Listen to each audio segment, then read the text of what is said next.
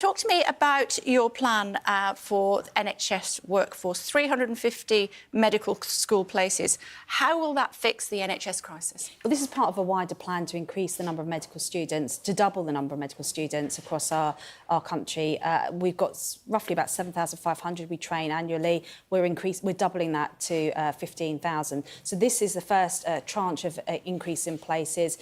We are targeting them to parts of the country where there's a shortage of medical students applying, because we know that traditionally where doctors train, they tend to stay. And so this is about bringing in a pipeline of extra doctors, particularly to those parts of the country where they're facing the greatest shortage.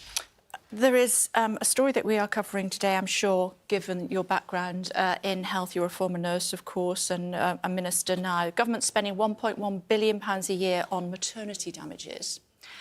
You spend £3 billion in total on maternity services. A third of that is going on damages. What's going wrong? Yeah, so this has been a problem for a long time, and it's why maternity is a priority area in the Women's Health Strategy. So some of the work that we're doing is about better care for women during their pregnancy, rather than waiting till someone is giving birth to then assess their risk factors. So a number of things that we're rolling out across England. So there's perinatal pelvic health services in all parts of England will be established. We're halfway there at the moment. And what that means is that the women that are at greatest risk of having complications during birth, so maybe they've got bigger babies, smaller pelvises, babies in a difficult position, they're identified as early on as possible. Why is that not happening already? Well, you know, it's happening now, but it hasn't been the case for 10, 15, 20 years. And I think, you know, it's part of the wider narrative that women's health hasn't always been top of the agenda, and it is now, and that takes us a little while to get that right. If you look at the work that we're doing around maternal medicines, we're setting up centres across the country, so women who've got existing complications. Why is that only happening now? Well, you know, but it's making a difference. It's been in power 14 years. But it was happening a long time before that. It's not happening in Wales, for example, where Labour run the health service in Wales and have exactly the same experience there. But women with diabetes, women who maybe have got sickle cell, now that they're being jointly managed by their medical team as well as their obstetricians, so we are reducing those risk factors when it comes to giving birth. But why only now? Well, no, this isn't just now. These centres have been opening up over the last few years. So it's cost £1.1 billion a year on maternity damages. If you were doing it previously, it's not been working. Well, it is, because we're seeing neonatal deaths are down by 25%, and stillbirths are also falling too. So some of the work that we're doing is making a difference. Many of those legal claims will be from historical claims. They often take quite a while to get through the courts.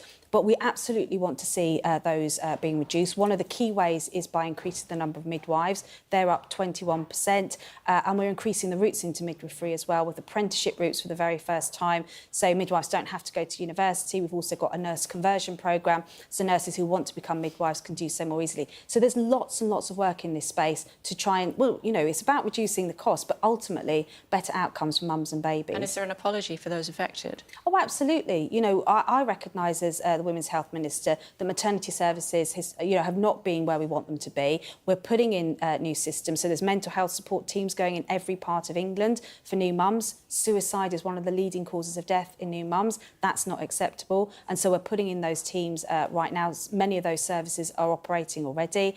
I've said about, you know, some of the pelvic health services that are being rolled out, the increase in midwives.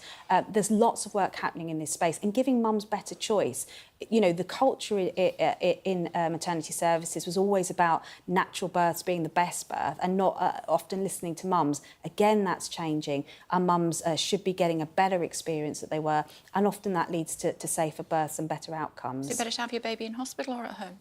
Well, I think that should be a choice, to be honest. Some mums really want to give birth, and it depends on your own personal circumstances. Some people don't feel that they've got the facilities at home to be able to give birth.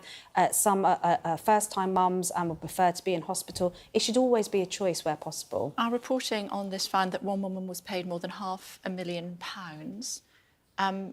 Could you find yourself in a position where you're paying out that much to every woman who has had a trauma?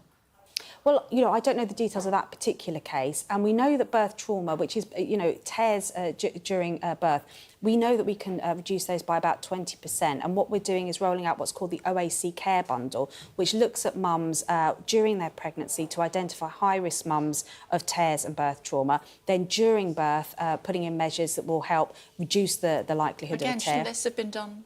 Well, it should have been, but it's this government who's done the first ever women's health strategy. It's this government that's putting in measures right now and over the last few years to get these services in place, because women's health, it was just seen as just something that you do naturally is to give birth. Actually, yes, it is a natural process, but there are many, many interventions we can make to make that process safer. I'm sure you've been reading in the paper this morning that overweight and obese people are more likely to take sick leave. What are you going to do about that? But again, there's a number of measures already in place that are helping with that. One of the key ones is the 60 minutes of activity in schools every day that young children now have to undertake. And that's to get them into a place where exercise and activity is seen as a natural part of your daily life. We've put calories on menus, for example, so that when people are going into coffee shops or restaurants, they can see how much they're actually taking in. We've put in the sugar tax in our drinks so that, manufacturers are now making their drinks slightly differently to reduce the amount of sugar. Doesn't seem to be working. Well, this often takes time, and so we it will take a little while to get these differences made. But we've all got a responsibility to look after our health and our well-being, and this is about giving people the tools to recognise what they're eating, the opportunities to do more exercise, and manufacturers as well to take some more responsibility about what's in their food. What do you think about Natalie Elphicke? Well, I was very disappointed that Natalie crossed the floor. Did you like her? I got on very well with Natalie, but she wasn't standing again, and I think we all recognise there was ulterior motives for perhaps crossing the floor to Labour. Nadeem Zahawi called her a bad egg yesterday. Well, I think it is disappointing. It's disappointing for her constituents. She had a 12,000 majority, so a large number of people voted for a Conservative MP. And I do have difficulty when someone just switches parties, particularly if they're not standing again, because it lets down their constituents, it lets down their local association, and actually politics as a whole.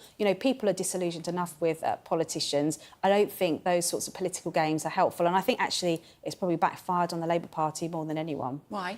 Well, I just think people think that Labour are playing games. We're busy as a government, as I said, tackling obesity, improving maternity care, turning the economy around. We had 0.6% of growth last week, higher growth than France, Germany and Spain. That's what we're focusing on. The PM's going to be talking about defence later today. Meanwhile, Labour are playing games over which MP they can get to cross the floor. I'm sure you would not say no if Labour MPs wanted to cross the floor to you guys. Well, we're about getting on with delivering with the job, and I don't think we actually are that interested in political games. I think it's very, very disappointing, and the public, will certainly when I was on the doorsteps of the weekend, don't look favourably upon that. Last time you were on, finally, you said that your husband wouldn't stop smoking. Has he stopped? Well, he's still vaping. He's still vaping. OK, he's not stopped doing that? He's not, no. I didn't think he would. Do you want to pressurise him again while you're here? No, I think I got enough stick the last time I was on, so he's got the message, so yeah. Because vaping's just as bad for you, isn't it? Well, we wouldn't encourage anyone who's not smoking, we wouldn't encourage them to start vaping, but it is a good tool to get off the cigarettes. But don't stay on it. But ideally not to stay on it, but it is better than smoking, but ideally, if you don't smoke, don't vape.